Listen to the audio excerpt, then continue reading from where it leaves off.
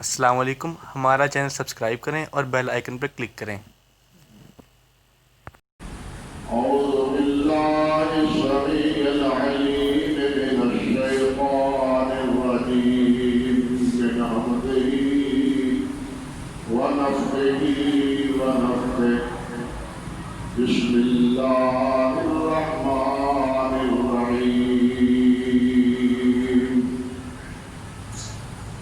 ومن يشاقق الرسول من بعد ما تبين له الهدى ويتبع غير سبيل المؤمنين نوله ما تولى ونصله جهنم وساءت مصيرا سبحان ربك رب العزة عما يصفون وسلام على المرسلين والحمد لله رب العالمين۔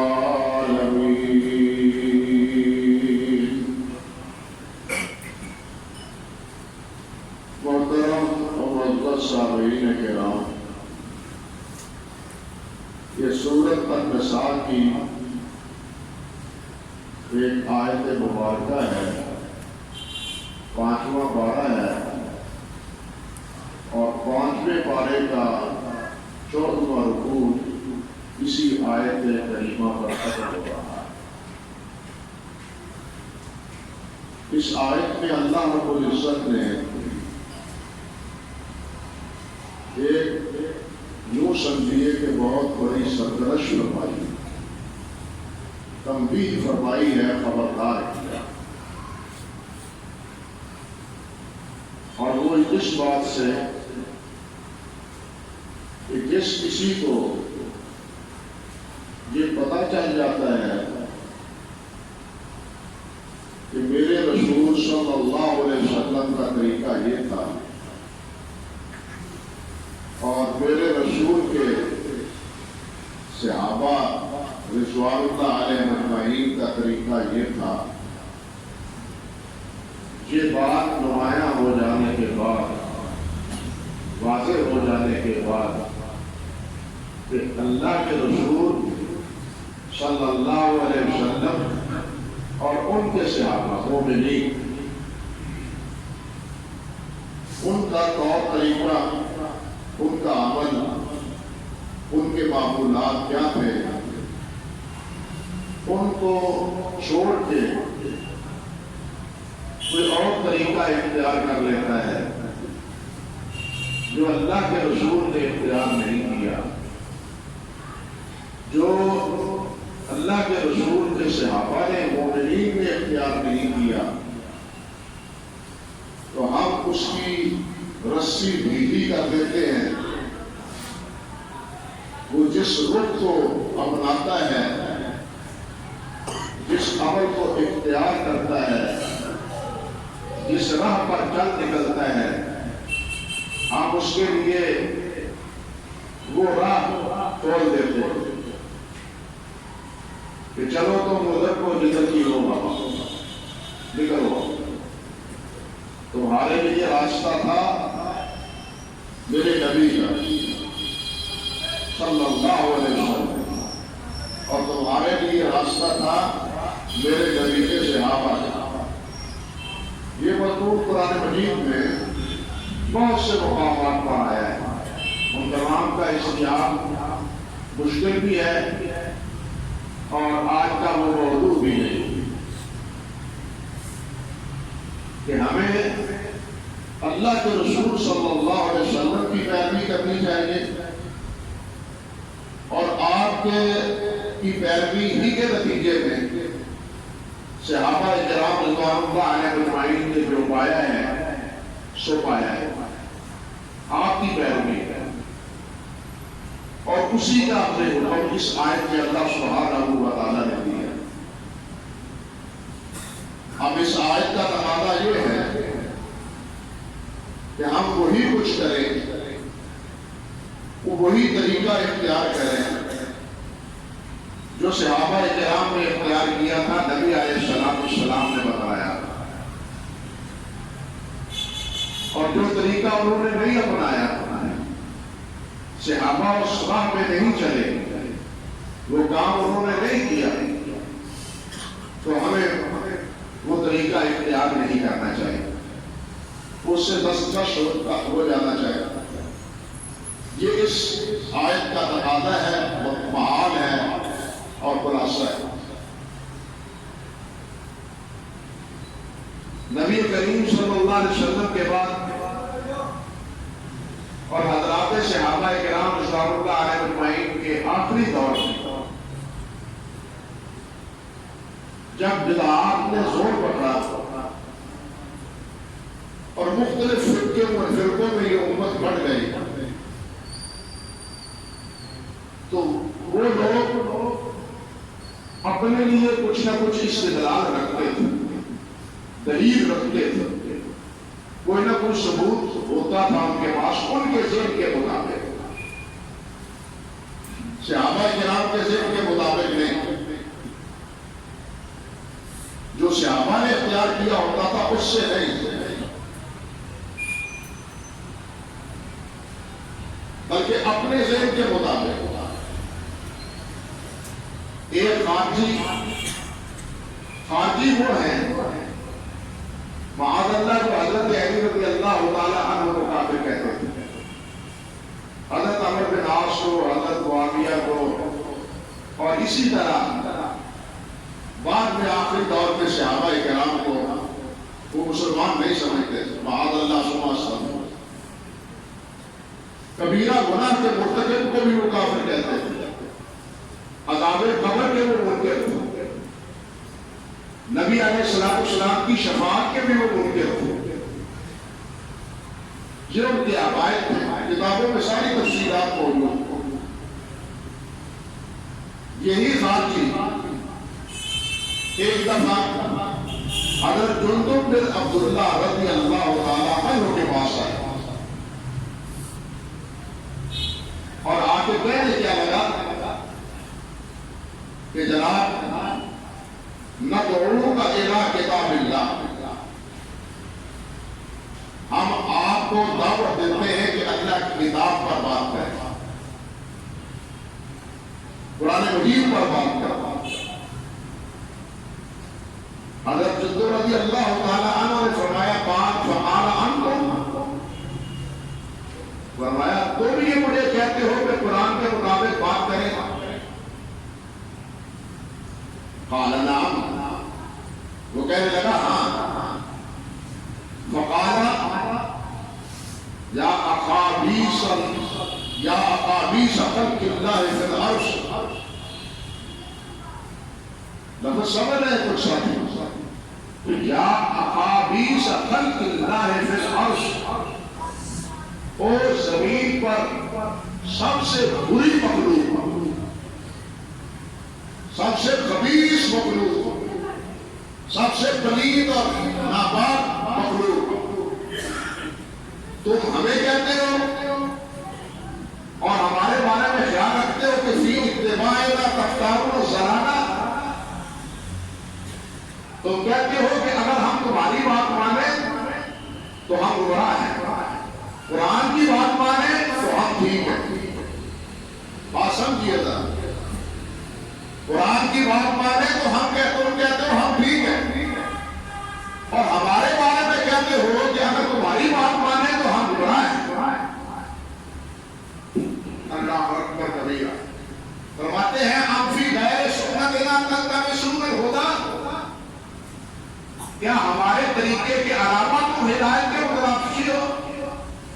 تو میں سمجھتے ہو کہ ہمارے طور طریقے سے ہٹ کے ہم جو اختیار کیے ہوئے ہیں، ہم نے جو طریقہ اپنایا ہوا ہے، ہمارے ہاں جو استدلالات ہیں ان سے ہٹ کے ہمارا استدلال یا ہمارا طور طریقہ وہ تو سنت ہے، اور جو تم کہتے ہو وہ غلط ہے،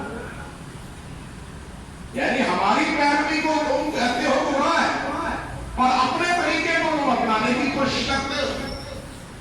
فرمانے لگے اخرجونی، نکالو ان کو میری مجلس سے، دفع کرو ان کو، میں ان کا منہ نہیں دیکھنا چاہتا۔ اب آپ سمجھے کہ حضرت عبداللہ رضی اللہ عنہ نے اس کو کیوں نکالا مجلس سے؟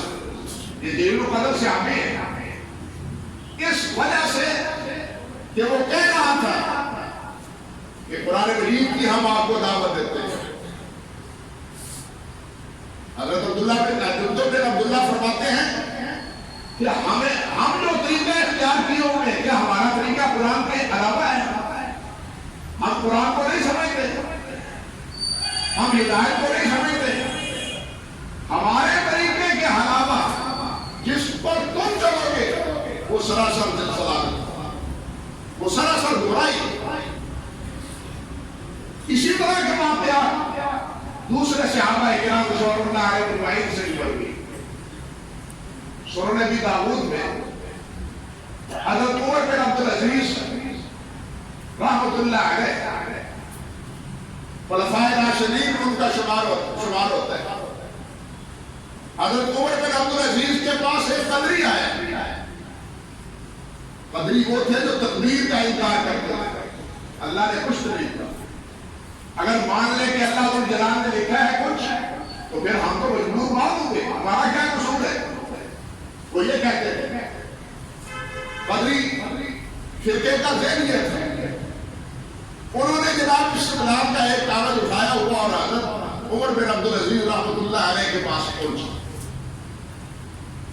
کہنے لگے کہ قرآن مجید کی ان آیات مبارکہ سے تو پتہ چلتا ہے کہ تقدیر نہیں ہے، اور قرآن مجید سے یہ پتہ چلتا ہے کہ قیامت کے دن سفارش نہیں ہے، جہنم سے کوئی نہیں نکلے گا۔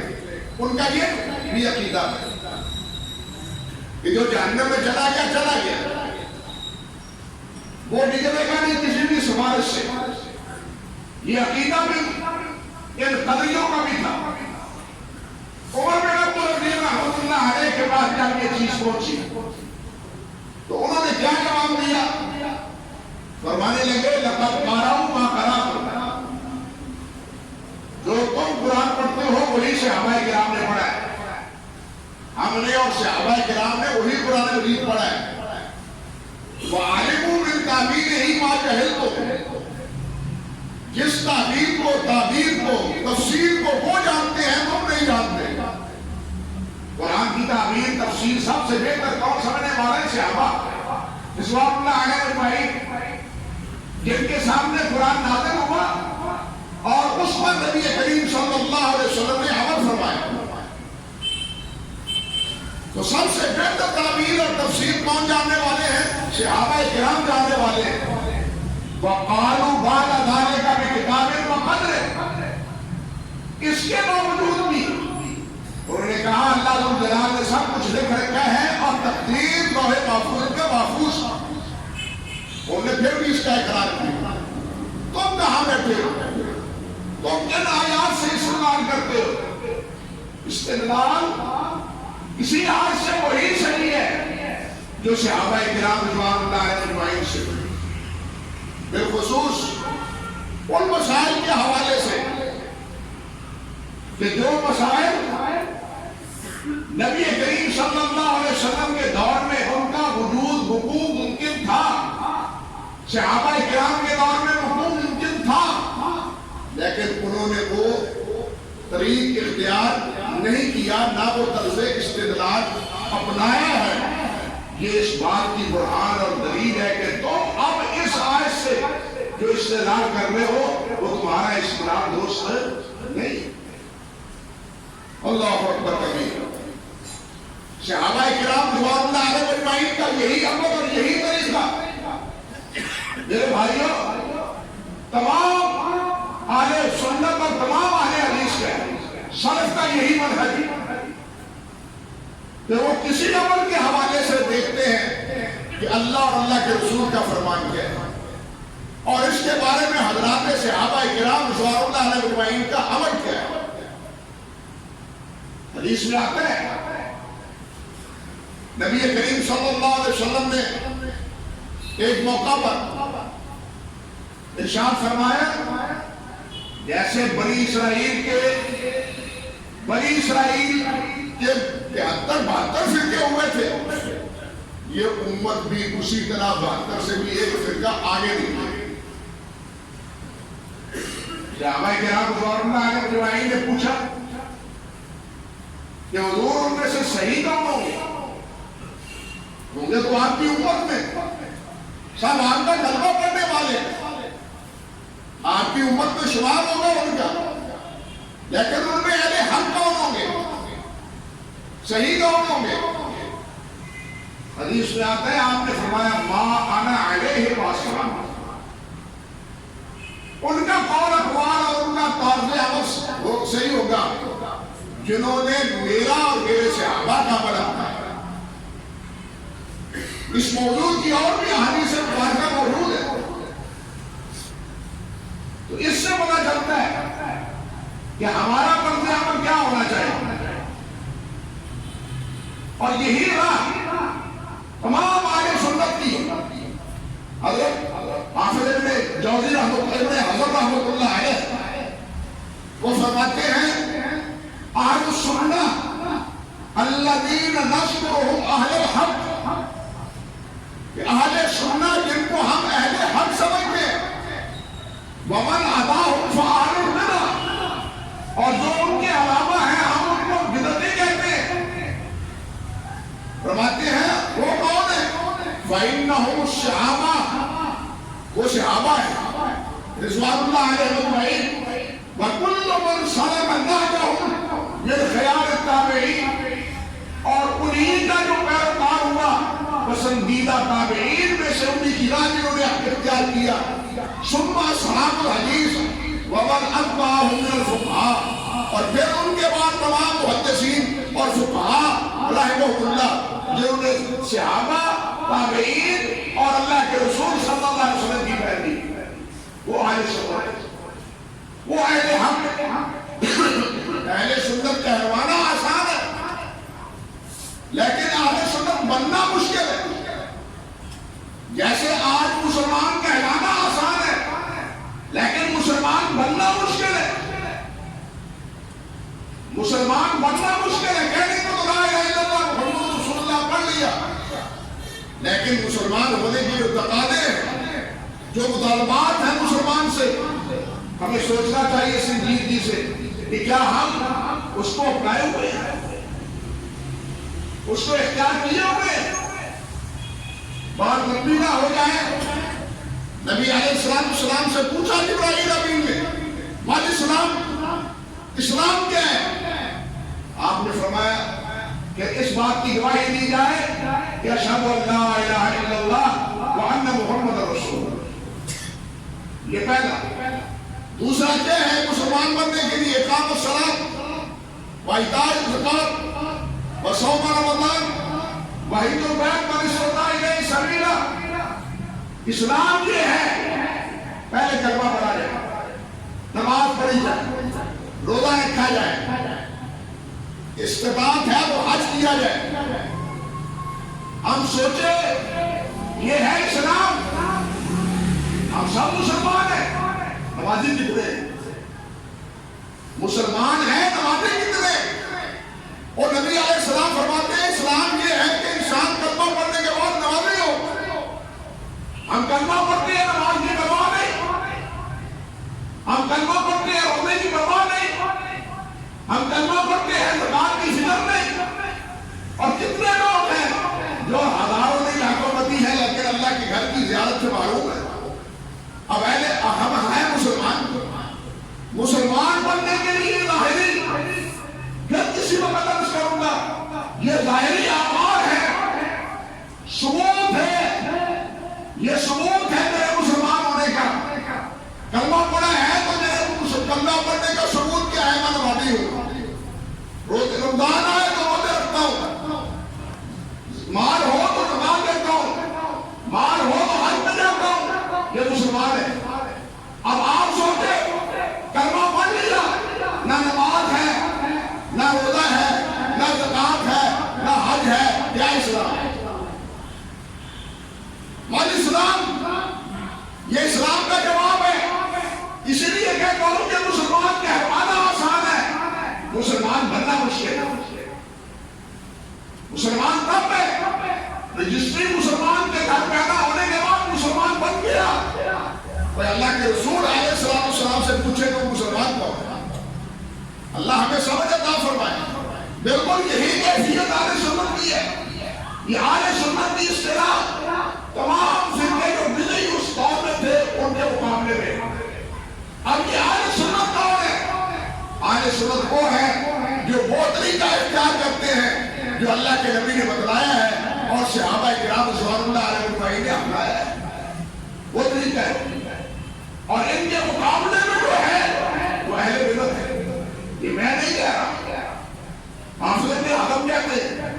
اور وہی نہیں بلکہ علامہ ابن جوزی کہتے ہیں. ان کے الفاظ سنیے، فرماتے ہیں وَلَا رَيْبَ أَنَّ وَلَا رَيْبَ فِي أَنَّ أَهْلَ النَّقْلِ وَالْعَصْرِ عَنْ مُتَّبِعِينَ آثَارَ رسول اللہ صلی اللہ علیہ وسلم وآثار اصحابہ هم اہل السنہ. هم اہل السنہ. فرماتے ہیں اس میں کوئی شک نہیں، اس بات میں کوئی ریب نہیں، شک نہیں کہ ان اہل النقل والعصر، کہ احادیث اور دین نقل کرنے والے المتبعین آثار رسول اللہ صلی اللہ علیہ وسلم، نبی علیہ السلام کے پیروکار، وہ آثار اصحاب اور نبی علیہ السلام کے آثار کے تابعدار، صحابہ کے تابعدار، وہ اہل السنہ. یہی اہل سنت. اہل سنت وہ ہے جو نبی علیہ السلام اور صحابہ کے پیروکار ہیں، اسی پہ قناعت کرتے، اسی پہ اتفاق کرتے. شیخ عبد القادر جیلانی رحمۃ اللہ علیہ بنیاد الطالبین میں فرماتے ہیں، اب ان کا قول بھی سن لیجیے. فرماتے ہیں فعل المؤمن، مومن پر لازم ہے، ایمان والے پر لازم ہے اتباع السنت والجماعہ، اہل سنت والجماعہ کی تابعداری، ان کی پیروی اہل ایمان پر لازم ہے، اہل بدعت پر نہیں. یعنی اہل بدعت کی نہیں بلکہ اہل سنت پر لازم کیا ہے؟ اہل سنت اور جماعت کی پیروی. فرماتے ہیں فالسنہ، سنت کیا ہے؟ فالسنہ ما سن رسول اللہ صلی اللہ علیہ وسلم. سنت وہ ہے جس کو نبی علیہ السلام کر کے گئے. سنت کیا ہے؟ جو اللہ کے رسول صلی اللہ علیہ وسلم کر کے گئے ہیں. فرماتے ہیں والجماعت، اور جماعت کیا ہے؟ متفق علیہ الصحابہ فی الخلافۃ الاربعہ. اور جماعت وہ ہے، جماعت اہل سنہ والجماعت وہ ہے کہ وہ اس عمل کی پیروی کرتا ہے جو خلفائے راشدین رضوان اللہ علیہ مجمعین کے دور میں جس بات پر اتفاق ہو گیا تھا اس کی جو پیروی کرتا ہے. جو خلفائے راشدین کے دور میں عمل اختیار ہوا جو اس کی پیروی کرتا ہے وہ والجماعہ ہے. اور جو نبی علیہ السلام کی تابعداری کرتا ہے وہ اہل سنہ ہے. کہنے کو آسان ہے اہل سنت کو جماعت کہنا، لیکن پہلے اپنا دامن تو دیکھے. ہم کتنی سنتوں کو اپنائے ہوئے ہیں، ہم صحابہ کرام کے آثار کو کتنا جانتے اور مانتے. اللہ اکبر کبیرہ، انا للہ و انا الیہ راجعون. نبی علیہ السلام کی سنت تو دور کی بات ہے، ہم تو فرائض کی پرواہ کرتے ہیں، فرائض کا اہتمام نہیں کرتے. سنت تو دوسرے مرتبے پر آتی ہے. اسی طرح آپ دیکھیے شیخ الاسلام ابن تیمیہ رحمۃ اللہ علیہ وہ فرماتے ہیں وَهُمُ الْمُتَمَسِّكُونَ بِكِتَابِ اللَّهِ وَسُنَّةِ رَسُولِ اللَّهِ صلی اللہ علیہ وسلم وَمَا اتَّفَقَ عَلَيْهِ السَّابِقُونَ الْأَوَّلُونَ مِنَ الْمُهَاجِرِينَ وَالْأَنصَارِ وَالَّذِينَ اتَّبَعُوهُم بِإِحْسَانٍ. کہتے ہیں اہل سنت والجماعت کون ہے؟ اہل سنت والجماعت وہ ہے المتمسکون بکتاب اللہ، جو اللہ کی کتاب کو تھامتے ہیں، اللہ کی کتاب پر عمل کرتے ہیں.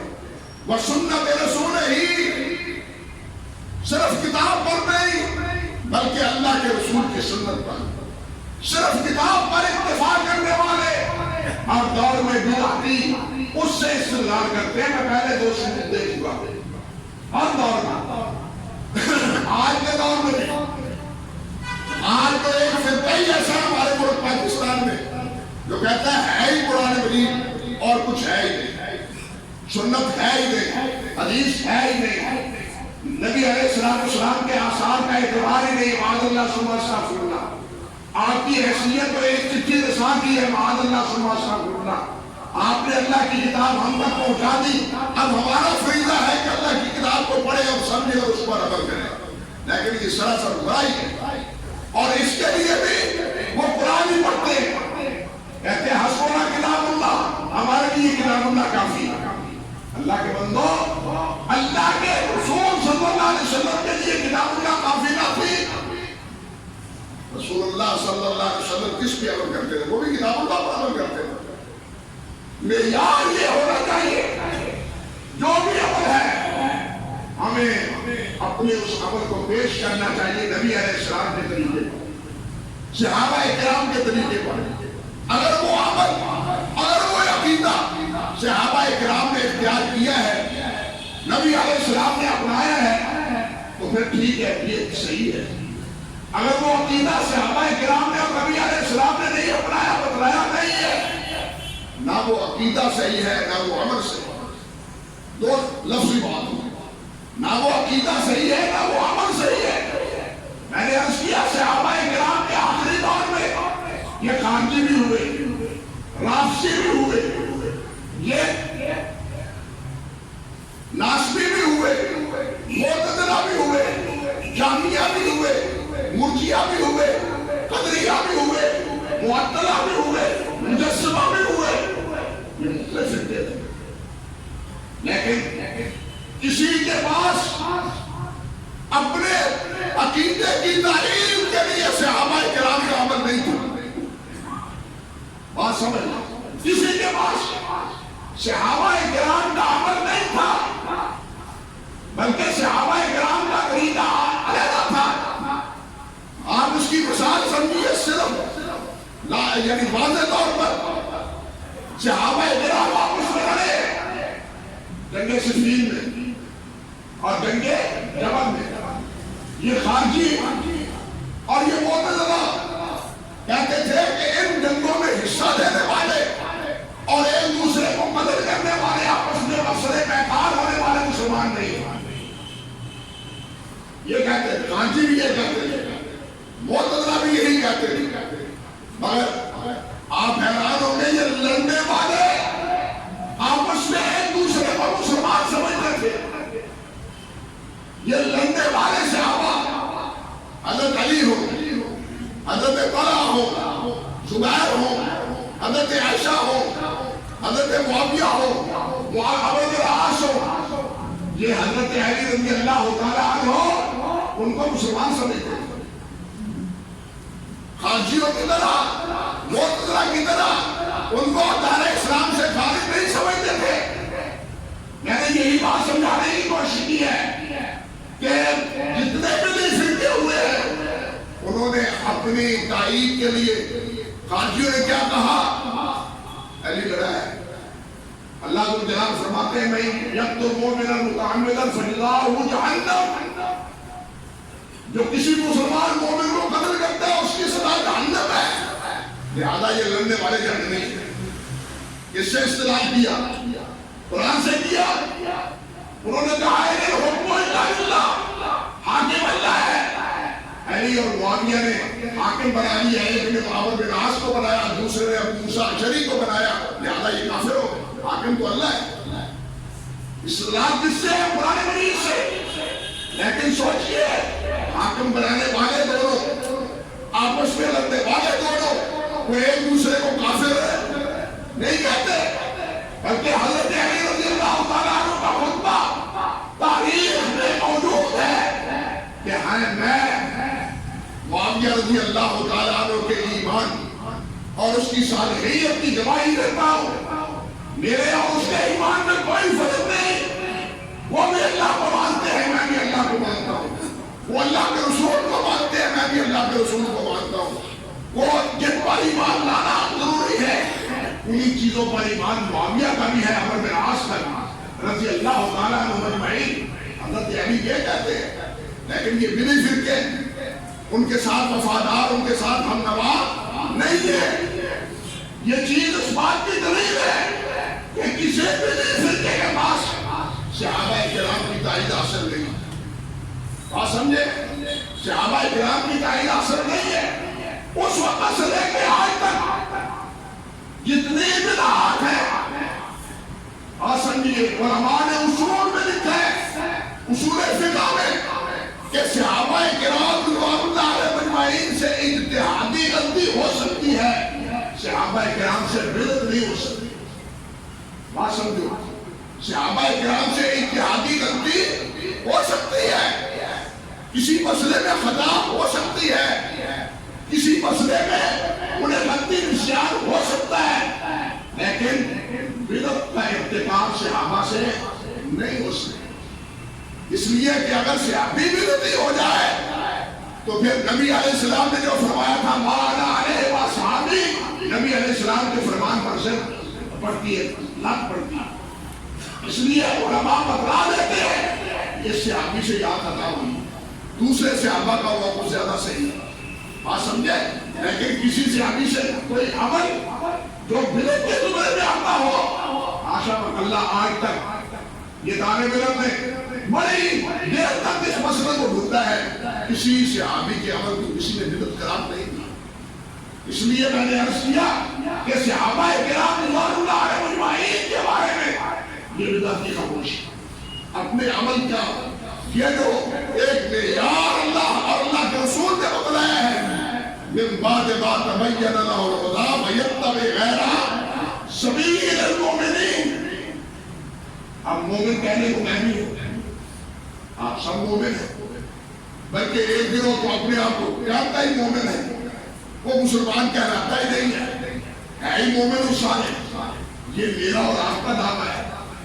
لیکن مومن کون ہے؟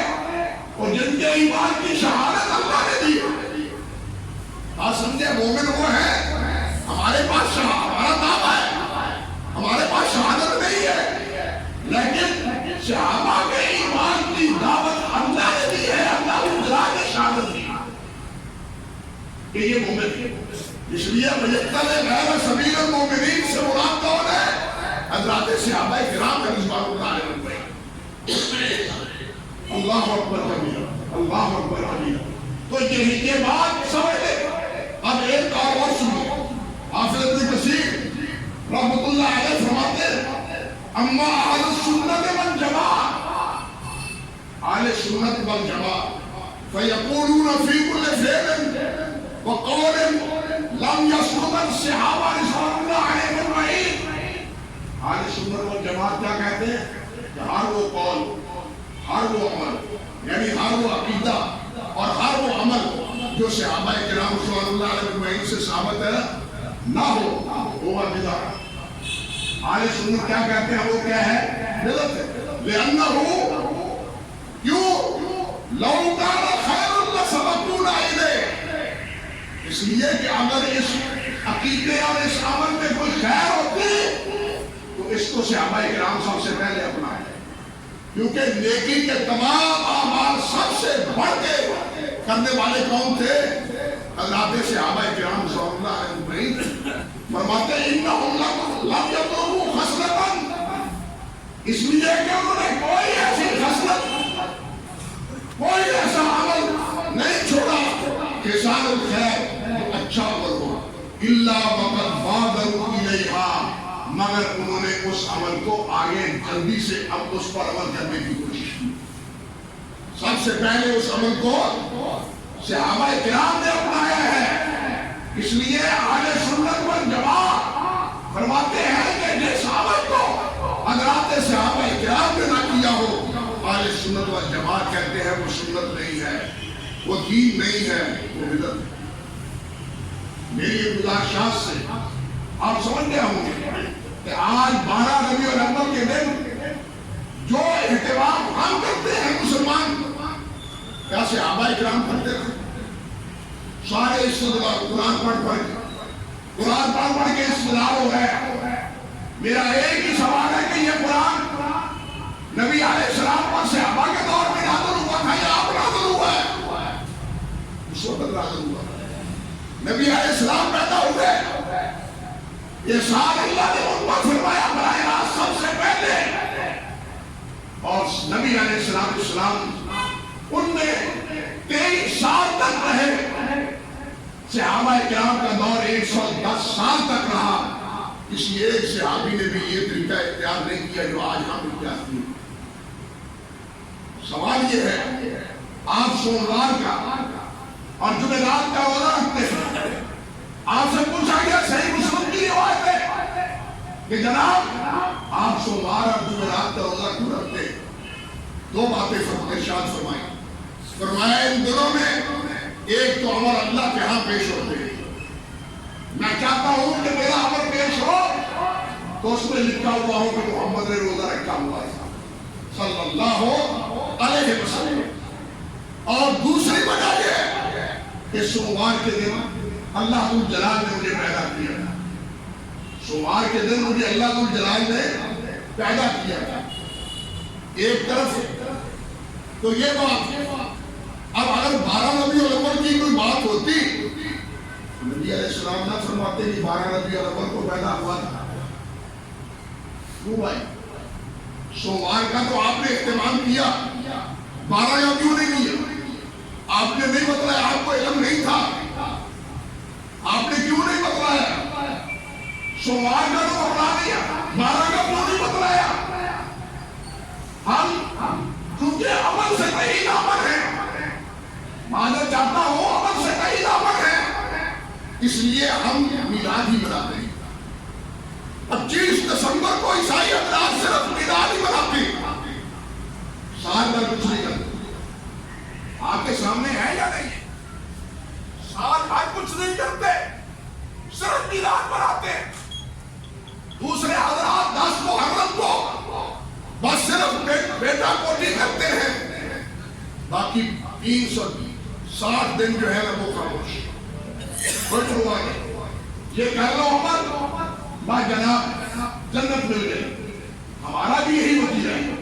خوشی منا لو، نہ نماز کی پرواہ، نہ روزی کی پرواہ، نہ حج کی پرواہ، نہ زکات کی پرواہ، فرائض کی پابندی کی پرواہ کوئی نہیں۔ ہم پھر آپ سنت کے سنت آل سنت، اور ہم پھر مسلمان کے مسلمان۔ اللہ کے لیے ہمیں سوچنا چاہیے، اللہ کے لیے ہمیں سوچنا چاہیے کہ کیا بلا اللہ کے ہاں جا کے کیا جواب دیں گے ہم؟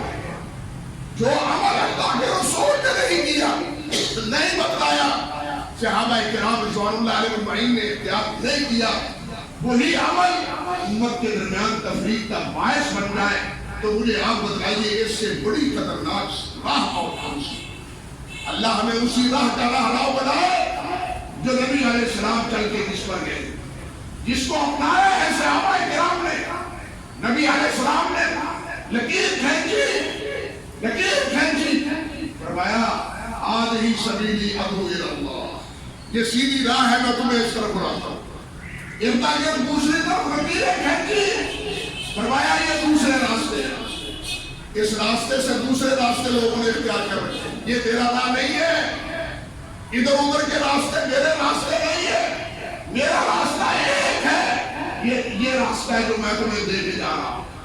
اب وہی راستہ صحابہ کرام کا ہے، اللہ ہمیں اسی پہ قائم رکھے، خرافات سے بچائے رکھے۔ جس چیز کو صحابہ کرام نے دین نہیں بنایا اور نہیں سمجھا، آئیے اس کو دین اپنانا، جو مرضی نام رکھ لے، لیکن اللہ کے لیے اس کو دین نہ کہے، کیونکہ دین تو نبی علیہ السلام کے دور میں مکمل ہو چکا، دین مکمل ہو چکا ہے یا نہیں؟ اب اکملت لکم دینکم واتممت علیکم نعمتی، اللہ نے مکمل کر دیا، اب اس کے بعد بنیادی کون سا ہے جس کو ہم اپنا رہے ہیں؟ اللہ ہمیں وہی اسی دین کا راہ بنائے جو دین حضرت محمد رسول اللہ نے دی ہے۔ وآخر دعوانا الحمدللہ رب العالمین۔